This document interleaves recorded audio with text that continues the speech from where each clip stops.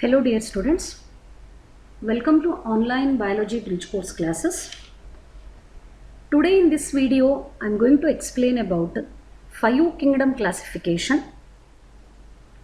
Who proposed five kingdom classification and why it is called five kingdom classification, and what are the different kingdoms included in the classification system.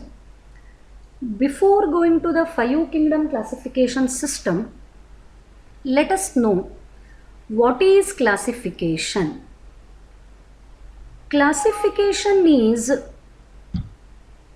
grouping of organisms based on similarities and differences.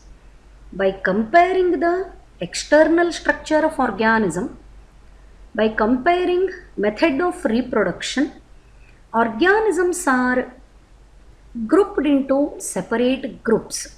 The scientific grouping of organisms based on similarities, based on differences, this process is known as classification. So in the classification, there are many methods used to classify the organisms.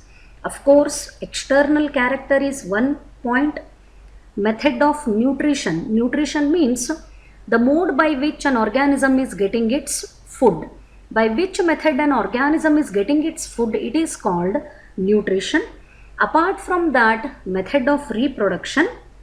Then what are the different types of body structures present in an organism? By considering all these characters, the organisms are classified in separate groups, and classification is done for both plants, animals, even for microscopic organisms like bacteria. So every organism is classified, and classification is based on similarities and differences. So now let us move to the study of five kingdom classification system. Five kingdom classification system was proposed by R.H. Whitaker. Credit of proposing five kingdom system of classification goes to R.H. Whitaker, and he proposed in the year 1969. He divided all the organisms which are present on the earth into five separate kingdoms. That is why the name given for the classification system is five kingdom classification. And among the earlier classification methods, the five kingdom system classification is most accepted one. Before that, two kingdom classification system, three kingdom classification system, four kingdom classification system, like that different biologists have proposed the different systems to classify the organisms. But the most accurate method of classification was proposed by R.H. Whitaker, and to classify the organisms, he selected some very significant characters like type of the cell, whether the cell is prokaryotic or eukaryotic, then number of cells in the body of an organism, whether the organism is unicellular or multicellular, based on method of nutrition. Nutrition, just I told, it is method of getting the food material, whether the organism is preparing its own food or the organism is dependent on another organism for the purpose of food. Say for example, all the plants are autotrophs. What is the meaning of autotroph? They are able to synthesize their own food. But what about animals? Animals are unable to synthesize their own food because in animal body there is no chlorophyll. Absence of the chlorophyll is the reason Why the animals are unable to synthesize their food. Apart from that, he also taken into consideration about the presence or absence of cell wall. If cell wall is present, then what is the component of cell wall? What it is made up of?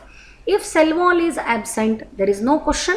If it is present, then it is necessary to identify which material is present in the cell wall.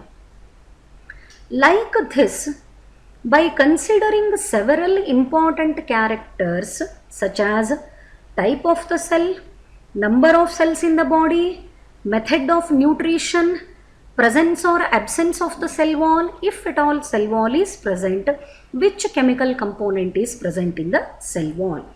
By considering these characters, Whittaker finally classified all the organisms which are present on the earth. I am using the term present on the earth. All the living organisms which are present on the earth, they are classified into 5 kingdoms. So first kingdom includes bacteria. Second kingdom includes fungi. Third kingdom includes protista. Fourth kingdom is of plants and fifth kingdom is of animals. From bottom to top, if we move from bottom to top, bacteria represents most primitive group of organisms and animals are representing most advanced group of organisms. So always when we study the 5 kingdom classification, we have to start from bacteria. The kingdom of bacteria is called Monera. Kingdom of fungi, it is the kingdom of non-green plants. Actually, one point I missed here. After bacteria, the second kingdom is protista, and this should be here. Something I missed while preparing the PPT. Sorry for that. The basic one is bacteria. Next to that one is protista, and third one is fungi, plantae, then finally animalia. So this is first one. Protista represents second kingdom and fungi represents third kingdom. Fourth kingdom is represented by plants and fifth kingdom is represented by animals. So from bacteria to the kingdom of animals, the complexity of organisms goes on increasing. Bacteria are most primitive. Protista are a little bit advanced than bacteria. Fungi are little bit advanced than protista. Plantae and animals are more advanced than other groups. The most advanced kingdom is of animals. So these are the 5 kingdoms proposed by Whittaker, and all the organisms present on the earth are classified into 5 kingdoms. What are those? Kingdom of bacteria, kingdom protista, kingdom fungi, kingdom plantae and kingdom animalia. So moving to the next one. Kingdom Monera. Which group of organisms are included in this particular kingdom? Remember, kingdom Monera, it includes all the bacteria. Bacteria are sole members of kingdom Monera. That means other than bacteria, no organism is included in the kingdom Monera. So when you hear the term kingdom Monera, obviously you have to recall the memory. The kingdom Monera includes only bacteria. Other than bacteria, any other organism is not included in the Monera. Therefore, bacterial kingdom is known as Monera, and bacteria are the only members of this kingdom. Already we have studied about microorganisms. Bacteria are also microorganisms and they are most abundant. because they are found distributed everywhere. They have a wide distribution, their number is too high, therefore they are said to be abundant microorganisms. And bacteria occur almost everywhere. In every kind of the environment, the bacteria are present. They live in extreme habitats such as hot springs, where we get the natural boiling water. In that much of high temperature also, the bacteria are surviving.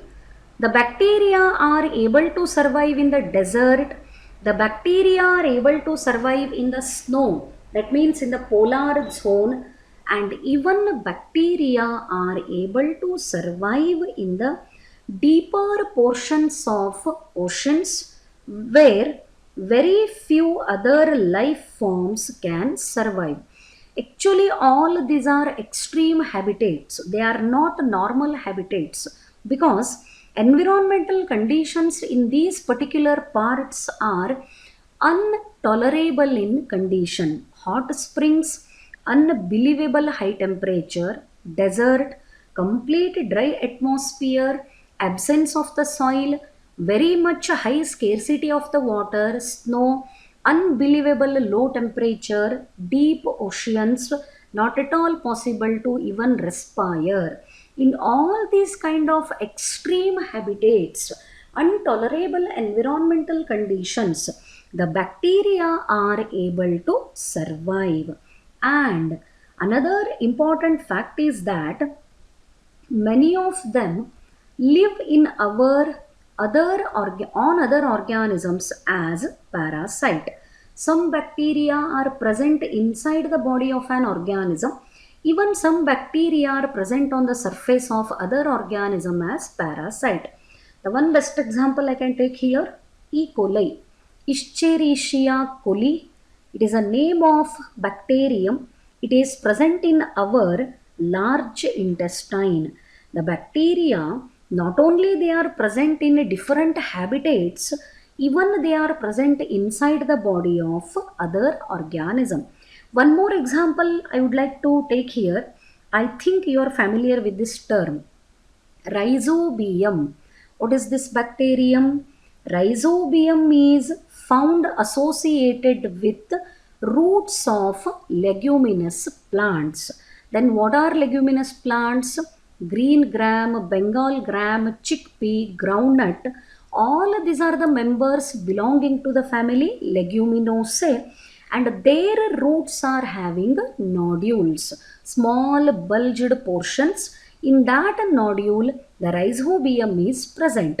Rhizobium gets food and shelter from the root, and in turn, rhizobium provides nitrogen to the plant body. That means, even in the plant body, also we can see the presence of the bacteria. So, all the bacteria are belonging to only one kingdom, and it is Monera. One more thing you need to remember here, the bacteria are alone examples for the prokaryotic organism. Except bacteria, there are no other examples that can be given example for prokaryote. Prokaryotic means cell without proper nucleus. The nuclear membrane is absent. The cell with incompletely organized nucleus is called prokaryotic cell, and the organism with a prokaryotic cell are alone example bacteria. All the bacteria are prokaryotic in nature, and all the bacteria are included in only one kingdom, and it is kingdom Monera. Then moving to the next one, based on the shape, bacteria are classified into four types. This classification of the bacteria is purely made on the basis of their shape, how it appears under microscope. The spherical shaped bacteria are called cocci. Cocci is plural form, coccus is singular form. The bacteria with spherical shape to their structure, they are called cocci. Then bacilli, rod-shaped bacteria. If the shape of bacterium is singular form and bacteria it is plural form. If bacterial cells have spherical shape, they are called cocci. Cocci is plural form. Coccus is singular form. Rod-shaped bacteria are called bacilli. If bacterial cells are having the spring-like structure called spirilla, which is plural form. Spirillum, it is singular form. If bacterium is a comma-shaped structure, it is called vibrio. So, comma-shaped bacterial cells are called vibrio. The shape of the bacterium is comma-like, they are called vibrio. Spring-like shape, spirillum or spirilla. Rod-shaped bacteria, bacilli, and spherical-shaped bacteria are called cocci. So this is the classification of bacteria based on their shape. So remember, bacteria are prokaryotic in nature. Bacteria are belonging to the kingdom Monera, and bacteria are found in all type of the extreme habitats. Even some bacteria are present inside the living organism, and some bacteria are present on another organism as parasite. So I think I need to explain about parasite. What is parasite? Parasite is also an organism which is dependent on another organism, especially for the purpose of food. If one organism is completely dependent on another organism for the purpose of food, no doubt it is called parasite. Parasite gets the food, shelter and protection from the host. The organism which provides food to the parasite is called host, and the organism which is getting the food from host is called parasite. So based on the shape, the bacteria are classified into 4 types. Spherical shaped bacteria are called cocci. Rod shaped bacteria are called bacilli. Spring shaped bacteria are called spirilla. And comma shaped bacteria are called vibrio. So these are the it is the classification of bacteria based on their shape. And first kingdom of 5 kingdom classification is kingdom Monera, and kingdom Monera includes only bacteria. So here kingdom Protista, and about kingdom Protista I am going to explain in the tomorrow's video. Try to remember what are the 5 kingdoms proposed by R.H. Whittaker, because it is part of your first PU syllabus, and this one is about kingdom Monera. Hope the explained part is clear for you. Thank you.